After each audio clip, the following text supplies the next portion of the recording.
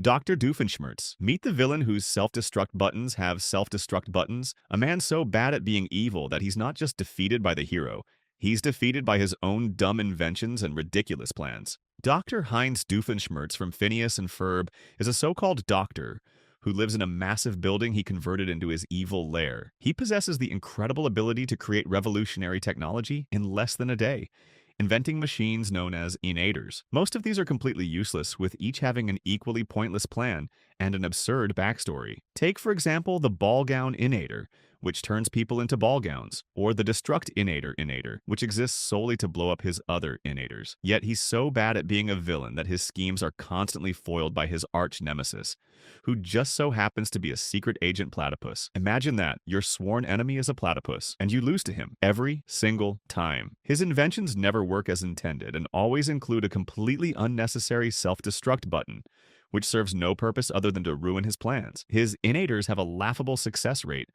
constantly breaking, malfunctioning, or doing nothing at all. And on the rare occasions they actually work, the world remains exactly the same. But deep down, he's not really evil. He loves his daughter, helps random strangers, and at the end of the day, he doesn't crave world domination. Just a little attention. Plankton.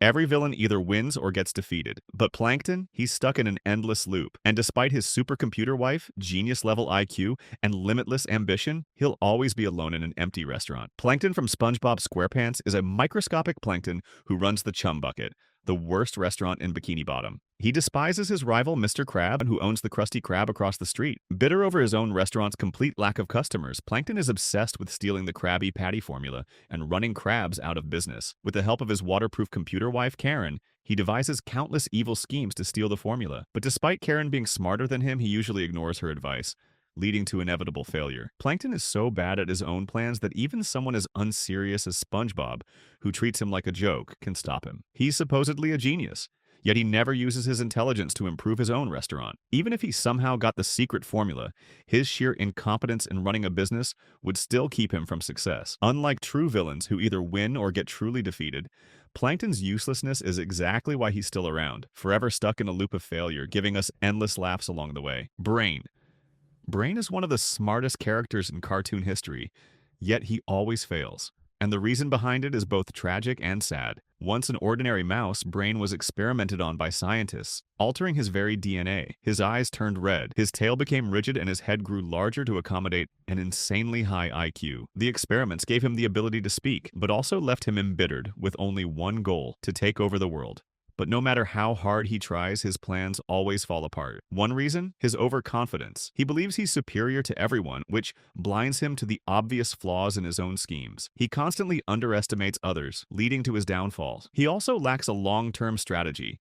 Every night he tries to take over the world, only to fail. Yet he never truly learns from his mistakes or improves his approach. But perhaps his greatest weakness is his over-reliance on Pinky. His loyal companion may mean well, but he's clumsy, absent-minded, and far from an ideal partner. A truly effective villain would choose a better ally or work alone. In the end, Brain's tragic flaw isn't just his arrogance or his choice of sidekick, it's his inability to change. And maybe deep down, he knows he will never succeed, but without his goal, who would he be? And so, every night he tries again. Team Rocket. Meet the most successful failure of a criminal organization.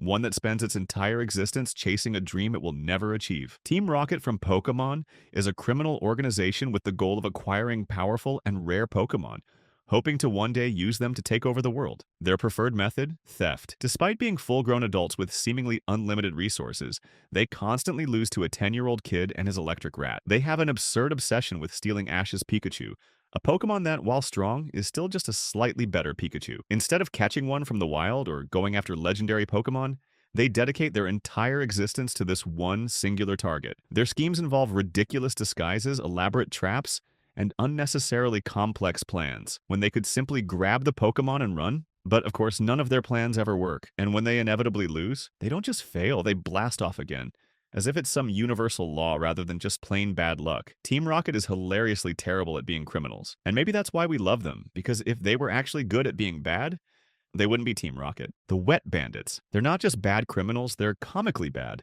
And they don't just lose to a 10-year-old, they get completely and utterly humiliated. In the end, it's not Kevin's traps that lead to their downfall, it's their own stupidity. The Wet Bandits from Home Alone are a duo of incompetent burglars, Marv Merchants and Harry Lime. Their signature move? After ransacking a house, they leave the taps running, flooding the place and earning their ridiculous name, the Wet Bandits. But for all their experience in crime, they somehow get outwitted by a child, falling for every single one of his traps. They walk straight into obvious danger without ever stopping to rethink or learn from their mistakes. Set on fire? Keep going. Bricks to the face? Shake it off. Stepping on nails? No big deal. Any sensible villain would have cut their losses. But these two? They just keep going. And in the end, it isn't Kevin's traps that get them arrested. It's their own calling card. Leaving the taps running links them to every house they've ever robbed, sealing their fate. The Wet Bandits weren't just beaten by Kevin, they were beaten by themselves. And their dumbest idea? It wasn't the burglaries. It wasn't even falling for Kevin's traps. It was making sure that even after everything, they got caught in the most humiliating way possible. The Condiment King.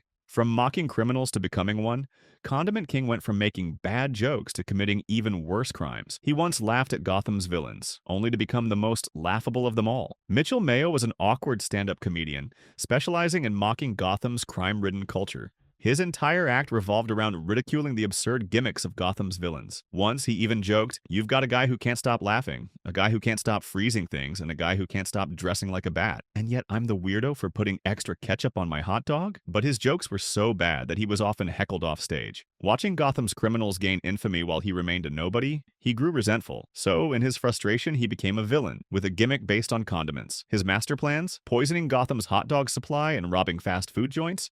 And his weapons? Ketchup and mustard guns, more annoying than dangerous. He's physically weak, has zero powers, and is completely outmatched in every way. When you really think about it, he's just a guy in a goofy outfit, with ketchup and mustard guns. Batman has faced many threats, some terrifying, some brilliant, some deadly. Condiment King was none of those things.